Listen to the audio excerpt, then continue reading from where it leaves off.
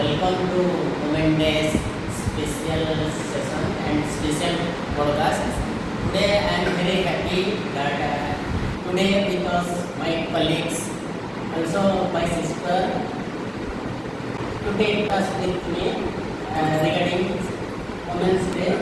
So I am very happy and welcome them and my dear sister. Welcome to this podcast. Thank you, sir. Hari, ମୋତେ ଖୁସି ଲାଗୁଛି କି ଆପଣ international women's day ବିଷୟରେ କହିବାର ସୁଯୋଗ ଦେଇଥିବାରୁ ବହୁତ ଖୁସି। ମୋ ନାଁ ରାଜନୀତି କଥା। ମୁଁ ଇଂଲିଶ କଲେଜ ଟେକ୍ ବଦଳରେ ରାଜନୀତି ବିଜ୍ଞାନର ଅଧ୍ୟାପକ ଭାବେ କାମ କରୁଛି। ସେଠି ମୋ ଭାଇ ନିଜେ ମୋର ଅଫିସ୍ ଅଛନ୍ତି। Thank you so much. ମୋତେ ବହୁତ ଖୁସି ଲାଗୁଛି ଯେ ମୋତେ କିଛି ସୁଯୋଗ ମିଳିଛି। तो प्रथमे आम जानवा चेष्टा करवा जे आमे मैडम आपण वुमेन्स डे माने कौन भावना वुमेन्स डे आ कौन वुमेन्स डे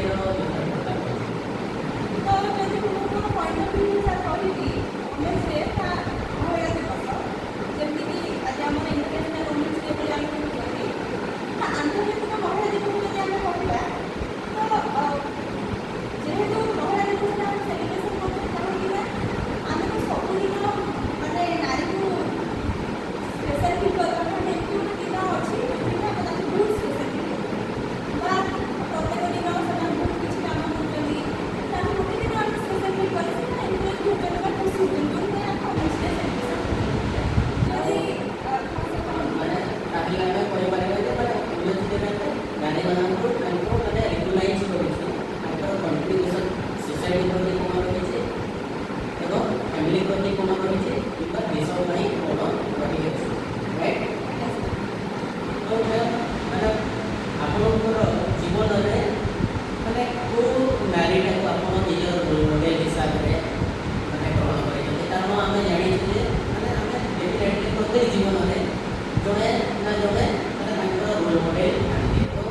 आपनकर भी रोल मॉडल थिबो तो आपनकर रोल मॉडल किए ଏବଂ काहिनी ଯଦି ମୁଁ କହିବି ସାର୍ ମୋ ଜୀବନର ରୋଲ୍ ମଡ଼େଲ୍ ମୋ ମା' ବା ମୋ ବୋଉ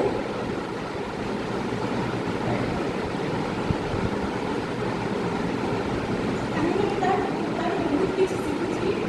ଆଜି ଯାହା ବି ମୁଁ ଅଛି ଯେମିତି କହିପାରିବି ତ୍ୟାଗ ପେସେନ୍ସ ଗୋଟେ ନାରୀ ହିସାବରେ ଯେହେତୁ ମୁଁ ଜଷ୍ଟ ବାହା ହେଇଛି ତ ବାହାଘର ପୂର୍ବର କଥା ବାହାଘର ପରର କଥା ତ ମୋ ଭିତରେ ଆପଣଙ୍କର ଯେତେ ବହୁତ ଚେଞ୍ଜ ହେଇଛି ବାହାଘର ମାନେ ପିଲା ଦିନରୁ ଆଜି ପର୍ଯ୍ୟନ୍ତ ଯାହା ବି ମୁଁ କିଛି ଶିଖିଛି ମୋ ମାଆଠୁ ବି ଶିଖିଛି ସିଏ ହିଁ ମୋର ଜଣେ ଲୋକ ବା ଜଣେ ମହିଳା ମୋ ପାଇଁ ରୋଲ୍ ମଡ଼େଲ୍ मदर को ये आम मेरे मैडम आउटे माने सोसाइटी रे देखा जाय छै जे कोन आगो लोक मानकर माइंडसेट भी अछि जे कोन जे जणे लोक जदी बाहा हे गला किबा कोन से रिस्पांसिबिलिटी नेला बोले तार जो गोल्स थाए बा वुमेन्स मानकर जो गोल थाए सेटा को माने फुलफिल करि पारंती नाही बोल कि जो माइंडसेट अछि जे से विषय रे आपण कोन कहबा चाहछन ତ ଯଦି ମୁଁ କହିବି ସାର୍ ଯଦି ଆମର ଗୋଲ୍ ଅଛି କିଛି ଗୋଟେ କରିବା ପାଇଁ ବା ଆମର ଇଚ୍ଛା ଯଦି ଅଛି ଆମେ ନିଶ୍ଚିତ ଭାବରେ କରିପାରିବା ଯେଉଁ ବାହାଘର ପରର ଚେଞ୍ଜେସ୍ କଥା କୁହାଯାଉଛି ଯେ କିଛି ଜଣ ଭାବନ୍ତି ବା ଗୋଟେ ଝିଅ ବାହା ହେଇକି ଯେତେବେଳେ ଯାଏ ତା ମାଆ ତାକୁ କୁହେ ବା ତା ଫ୍ୟାମିଲିରେ କୁହନ୍ତି ଯେ ତୁ ବାହାଘର ପରେ ଏଇ ଜିନିଷଟା କରିବୁନି କିଛି ଜଣ ଥାଆନ୍ତି ଜବ୍ ବି ଛାଡ଼ି ଦିଅନ୍ତି ତ ସେଇଟା ନୁହଁ ଯଦି ଆମେ ଯେଉଁ ଭାବୁଛନ୍ତି ଆମେ ମାନେ କ'ଣ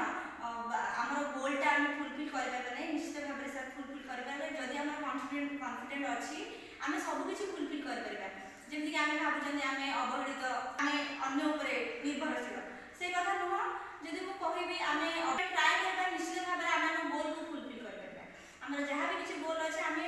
ଆମର ଯଦି ସେତିକି କନଫିଡେଣ୍ଟ ଅଛି ଆମେ ଯେଉଁ ସ୍ତରରେ ରହିଲେ ବି ଆମେ ସେଇ ଜିନିଷକୁ ଫୁଲଫିଲ୍ କରିପାରିବା ଯେମିତି ମୁଁ ଏକ୍ଜାମ୍ପଲ୍ ଦେବି ରିସେଣ୍ଟ ଅନୁ କୁମାରୀ ଆଇଏଏସ୍ ଟପର ତ ତାଙ୍କର ବି ଗୋଟେ ଛୁଆ ଥିଲା ସେ ଛୁଆକୁ ବୁଝିକି ଛୁଆର ଦାୟିତ୍ୱ ନେଇକି ସେ ବି ଜଣେ ଆଇଏଏସ୍ ହେଇପାରିଲେ ତ ସେଇଟା ବି ନେଇପାରିବି ସାର୍ ମୁଁ ବି ବାହାଘର ପରେ ବାହାଘର ପୂର୍ବରୁ ବାପା ଘରକୁ ଆସୁଛି କଲେଜରେ ପାଠ ପଢ଼ଉଛି ମୋର କାମ ସାରିକି ମୋର ଡ୍ୟୁଟି ସାରିକି ପୁଣି ଯାଇକି ଘରେ କାମ କରୁଛି ତ ଆମେ ଚାହିଁଲେ ସାର୍ ସବୁ କିଛି ହେଇପାରିବ ସେମିତି କିଛି ନୁହେଁ ଯେ ବାହାଘର ପରେ ଗୋଟେ ଝିଅର ଲାଇଫ୍ ଚେଞ୍ଜ ହେଇଯାଏ ଏଇ ଗୋଲ୍କୁ ନେଇ ସେଇଟା ଚେଞ୍ଜ ହେବନି ସାର୍ ଯଦି ଆମର ସେତିକି କନଫିଡେଣ୍ଟ ଅଛି ଆମେ ନିଶ୍ଚିତ ଭାବରେ ଯେଉଁ ଜାଗାରେ ରହିଲେ ବି ଆମେ ଆମ ଗୋଲ୍ରେ ପହଞ୍ଚି ପାରିବା absolutely right ଯେ ଯଦି determination ଅଛି କିଛି କରିବାର ମାନେ ଯଦି ଆମର ମାଇଣ୍ଡ ସେଟ୍ ଅଛି ତାହେଲେ କୌଣସି ମାନେ ଫ୍ୟାମିଲିଟା କୌଣସି obstacle ତ ସାଜିବ ସେଇଟା ଯୋଉ ଆମେ କହୁଛନ୍ତି ସେଇଟା କେବଳ ସାର୍ ବାହାନା ଯେ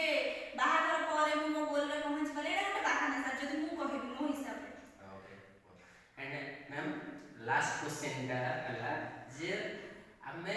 ଆପଣ ଏଇ women's day ରେ women's को ମାନଙ୍କ ପାଇଁ ମାନେ ଏମିତି କୋନ ମେସେଜ ଦେବାକୁ ଚାହୁଁଛନ୍ତି? ଯୋଉଟା କି ସାର୍ ମୁଁ ଆଗରୁ କହିଲି ଯେ ମେସେଜ ଏହା ରହିବ ମୋର ଓମେନ୍ସ ମାନଙ୍କ ପାଇଁ ଆମେ ଯୋଉ ସବୁବେଳେ ଭାବୁଛନ୍ତି ଆମେ ଅବହେଳିତ ଅବଶୋଷିତ